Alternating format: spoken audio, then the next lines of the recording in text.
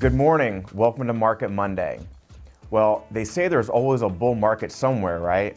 That appears to be the case in the number of expletives on corporate earnings calls. I would have thought COVID and perhaps 2008 global financial crisis would have been the outliers, but 21 and 22 clearly take the cake. And having closed the books on 2022, we can understand why. But maybe this has something to do with it. CPI inflation for alcoholic beverages. We can see a steady 2% inflation in alcoholic beverages for decades. Then these huge increases recently. And as far as the price level, that trend needs no further comment. Turning to earnings season, which kicked off over the past few weeks, banks and financials are at the beginning. And while earnings for the big banks were more or less positive, we'd like to point out a comment from JP Morgan CEO Jamie Dimon. If you recall, it was only in June of last year, just 6 or 7 months ago, when Jamie Dimon was calling for an economic hurricane, his words. And in his latest earnings call, he seemed to walk that back, saying, quote, "I shouldn't have ever used the word hurricane. What I said was there were storm clouds which may mitigate." Glad that's all cleared up. But again, that's the main reason we make these videos for you, to hopefully dampen the volume on some of that noise out there. And even though JP Morgan says they will keep hiring as they're in decent shape, remember this from a few weeks ago? We first showed this graph of tech layoffs as Chad was talking about the tech sector right-sizing itself after years of excess. Just a few short weeks ago, it was only Salesforce and Amazon. Now, there are about a dozen other companies in there, and Microsoft announcing last week another 10,000 layoffs, bringing January's total to over 45,000.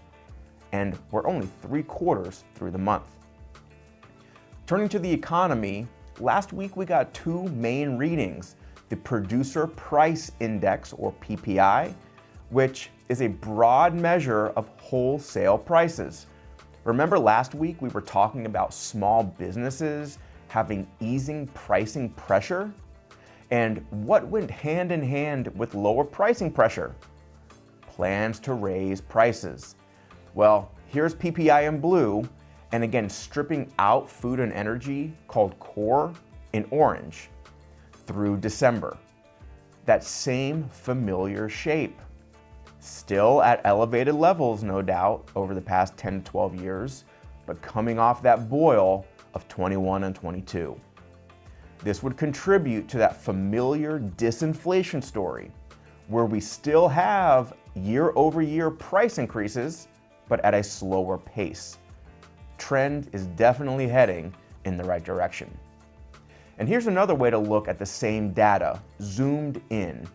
Whereas the last chart started in 2011, here we're starting in 2020, right before this dip here. And no surprise, persistent month-over-month readings produce this same familiar, persistent ripper, as Chad called it last week. But see that?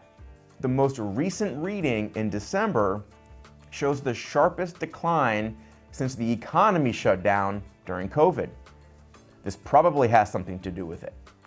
The most watched supply chain metrics continuing the trend we've been following for the better part of a year now.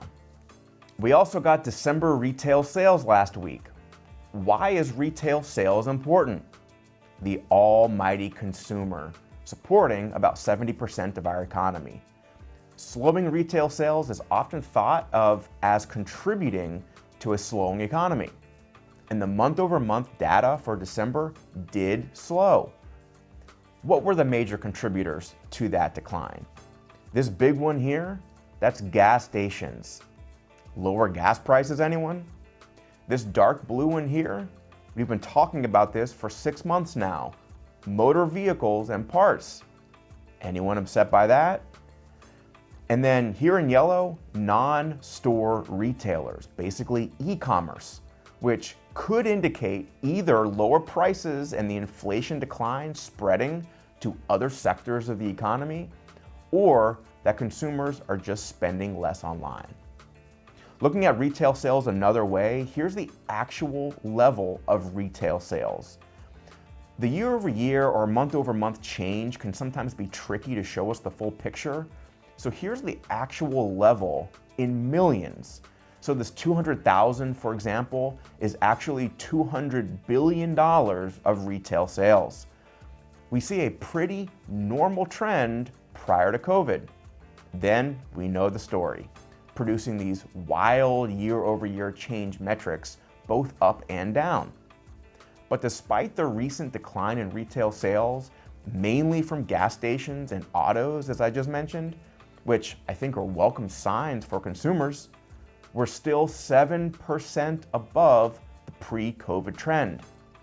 So let's not let a headline about falling retail sales whip us up into a frenzy over impending crash or recession. Hope you have a great week.